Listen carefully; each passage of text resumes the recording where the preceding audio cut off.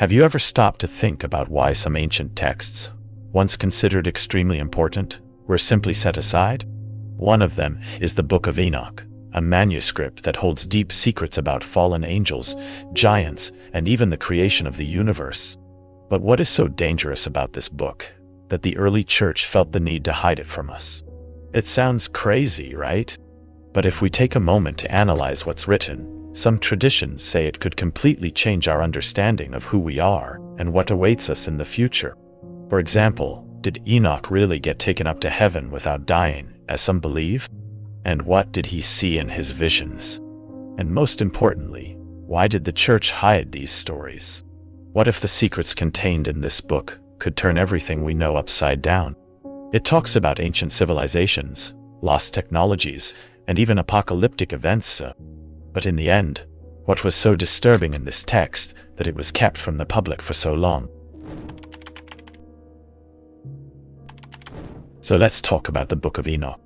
This ancient text, probably written around the 2nd century BC, centers on Enoch himself, the great-grandfather of Noah. The book recounts the visions he supposedly had after being taken up to heaven. But here's the mystery. Despite its significance to many ancient communities, it was left out of the Bible. And you might be wondering, why? Well, one of the reasons involves the so-called Watchers. These angels were sent to watch over Earth, but things didn't go as expected. Instead of fulfilling their mission, they fell in love with human women, broke the rules, and, well, this led to a huge mess. They ended up having children with these women, and these children were the Nephilim, a race of giants described as violent and destructive. The Nephilim aren't exactly portrayed as peaceful beings. On the contrary, they are extremely powerful and cause so much chaos on Earth that God decides to clean house with the famous flood.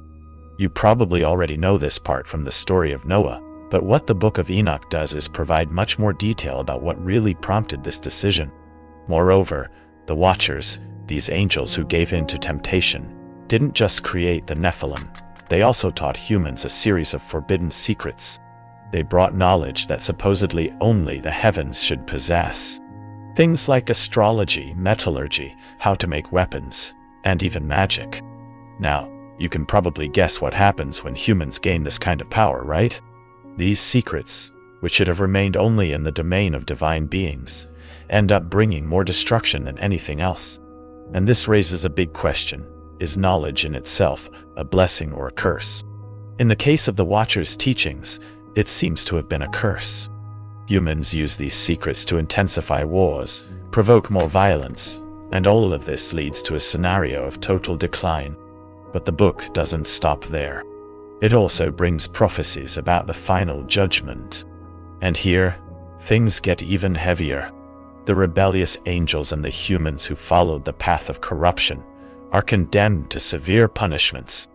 The way God is portrayed in this part of the text is much stricter than in the canonical scriptures. Here, he is relentless, judging both humans and celestial beings with a firm hand.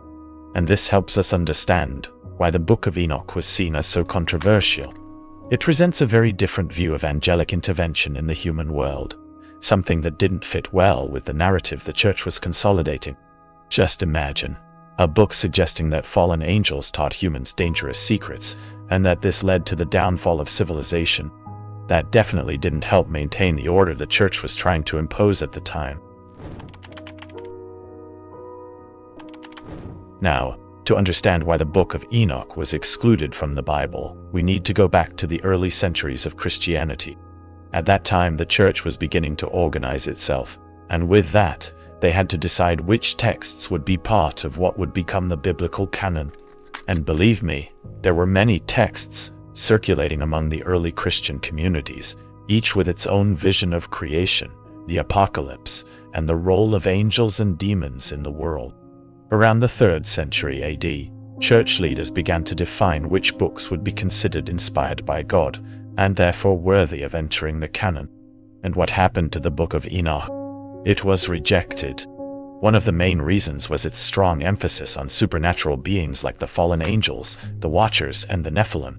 These elements didn't align with the theology the church was trying to promote, which was more organized and hierarchical, with God and Christ at the center, and everything under control. The problem is that the Book of Enoch presents a story where angels rebel and intervene directly in human affairs, something that complicated the theological narrative of the time. Moreover, the book suggests that divine knowledge can be accessed directly by humans through the angels, without the need for mediation by the church or the priesthood. In other words, it somewhat undermined the church's power as the intermediary between God and people. Another important reason for the book's exclusion was the way it describes apocalyptic judgment. While the church preferred a more controlled and gradual version of the end times, the Book of Enoch describes a scenario of imminent and total destruction. And this more radical vision of the apocalypse could generate panic and even rebellious movements, something the church, of course, wanted to avoid. Oh, and there's more. The Book of Enoch was associated with some groups considered heretical, such as the Gnostics. They believed in hidden spiritual knowledge reserved for an elite, and the Book of Enoch was one of their main references. The church, which was fighting against Gnosticism, didn't want anything that could lend strength to these esoteric ideas, so the book was discarded. But even with all this, the Book of Enoch never completely disappeared. It continued to be preserved in some traditions, such as that of the Ethiopian Orthodox Church, which kept it as part of its biblical canon. And it wasn't until the 18th century, when European scholars rediscovered Ethiopian manuscripts, that the book once again caught the West's attention. Now, let's talk a bit more about these fallen angels, and what exactly they brought to Earth.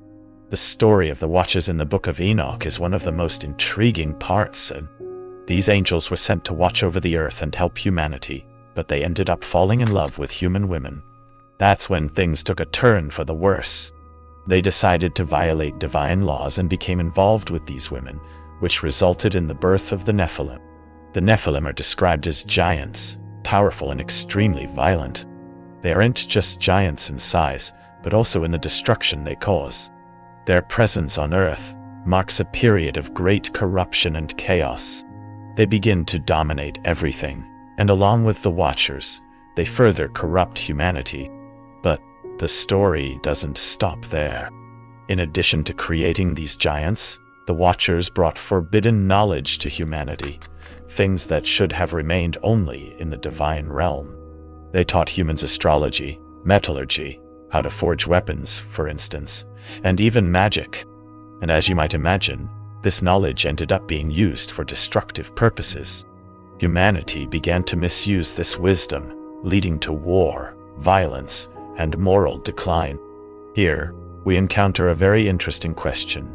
Knowledge itself is neutral, but in the Book of Enoch, the wisdom the angels brought was seen as a curse, because it accelerated humanity's spiritual downfall. And honestly, it makes us think, right? At what point is technological and scientific advancement truly a blessing, and when does it become a path to destruction? The story of the Nephilim also plays a key role in the apocalypse described in the Book of Enoch. These giants are seen as an aberration that must be eliminated, and it's precisely because of them that the flood happens. The idea is that God decided not only to destroy sinful humans, but also to cleanse the earth of these giants and the fallen angels who corrupted divine creation. Another fascinating point is how the Book of Enoch describes the universe. Enoch, in his visions, is taken to heaven and sees the cosmos in a way that we don't usually find in other biblical texts. He witnesses the movement of the stars, the secrets of time and space, and understands how everything is interconnected. This esoteric knowledge was considered forbidden and dangerous, something humans weren't meant to access. This narrative offers a much more mystical and complex view of the cosmos, suggesting that the universe is governed by spiritual forces beyond our understanding. And it's precisely this vision that made the Book of Enoch so enigmatic and controversial. Over time, the story of the Nephilim and the Watchers has generated various interpretations. Some believe that the Nephilim may represent ancient, advanced civilizations that existed before the flood. Others go even further, suggesting that these beings could have been extraterrestrial visitors who brought knowledge to Earth. And while these ideas may seem speculative, they show just how much the Book of Enoch continues to spark imagination and curiosity about humanity's past. After centuries of being forgotten, the Book of Enoch was rediscovered in the 18th century when European missionaries found Ethiopian manuscripts containing its full narrative. This rediscovery was a significant milestone. Suddenly, a text that had been lost to the Western world for so long gained renewed attention and began to be studied by theologians, mystics, and scholars from various fields. What's interesting here is that the book was preserved by the Ethiopian Orthodox Church, which kept it as part of its sacred canon. This highlights something very important. While the Church in the West was shaping its own version of Christianity, other parts of the world were preserving older spiritual traditions, and the Book of Enoch is evidence of that. With its rediscovery, the Book of Enoch sparked curiosity, both among academics and people interested in mysticism. The text is filled with stories and visions that challenge traditional biblical narratives and offer a very different perspective on the cosmos, angels, and the apocalypse. Today, the book has gained even more popularity among conspiracy theorists and alternative researchers. Many believe it contains clues about ancient civilizations, lost technologies, and even extraterrestrial phenomena. Some even go so far as to suggest that the Watchers could have been beings from other planets who came to Earth and influenced the development of human civilization. As wild as these ideas may seem, they show how much the Book of Enoch continues to challenge our understanding of the past. Beyond these theories, the Book of Enoch also holds deep spiritual significance for many. Its stories about the interaction between humans and angels, the transmission of forbidden secrets, and the apocalypse offer a mystical view of the universe that resonates with many contemporary spiritual traditions. For some, this book is not just a historical record, but a true guide to understanding the mysteries of existence and spirituality.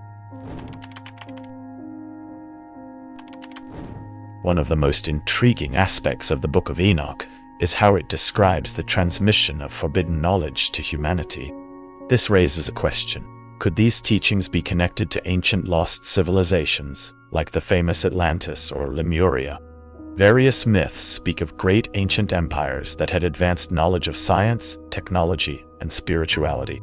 What if these ancestral peoples had received part of this divine knowledge brought by the Watchers? Some theories suggest that the Nephilim, these giants born of the fallen angels, could have been the rulers of these civilizations. These giants may have accumulated power and wisdom, but, as in the account of the Book of Enoch, their rise might have been interrupted by a great cataclysm, like the flood. Could the biblical flood, in fact, have been an attempt to cleanse the earth of civilizations that had been corrupted? Think about it. Monuments like the pyramids of Egypt, Stonehenge, and the Mayan temples, which still leave us in awe, could be remnants of these advanced civilizations. The precision with which these structures were built, especially in terms of astronomy, is impressive. Could this knowledge have come directly from the fallen angels, as suggested in the Book of Enoch? Some believe so. This theory that the knowledge of the Watchers influenced ancient civilizations raises another interesting question. How and why were these civilizations destroyed? The flood, which appears in many cultures around the world, may hold the answer.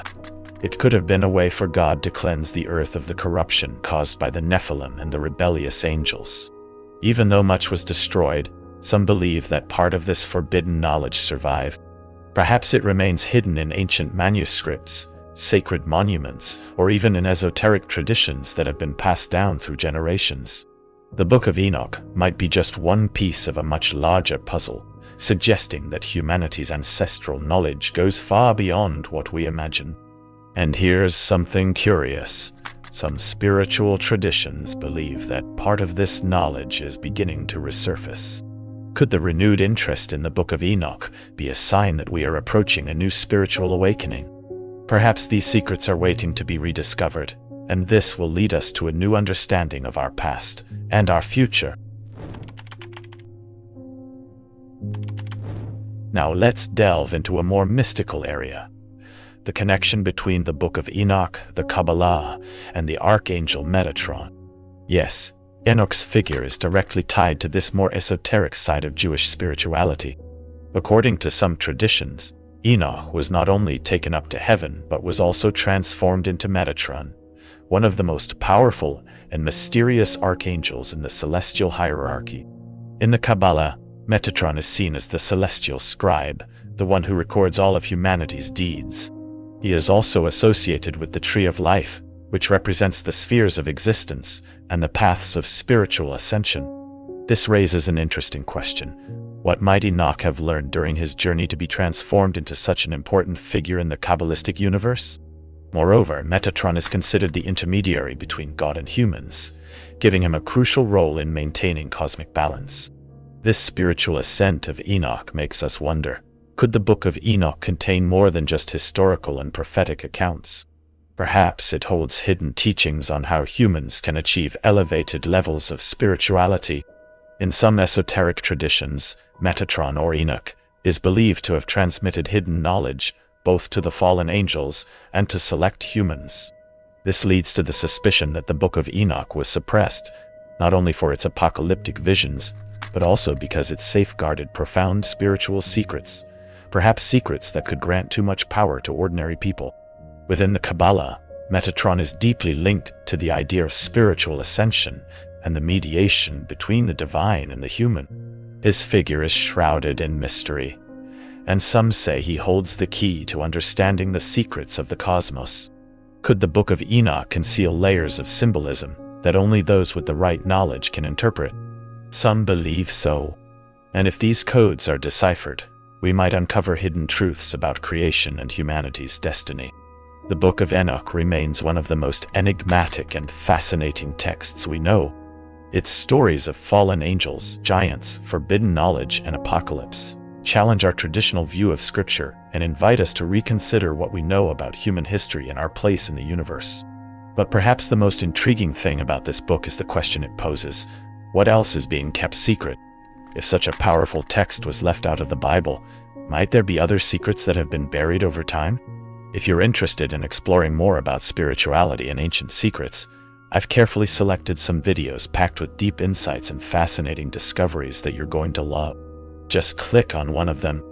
Don't forget to subscribe to the channel to continue this journey of self-discovery and spiritual learning. Your commitment to knowledge is the first step in transforming your reality.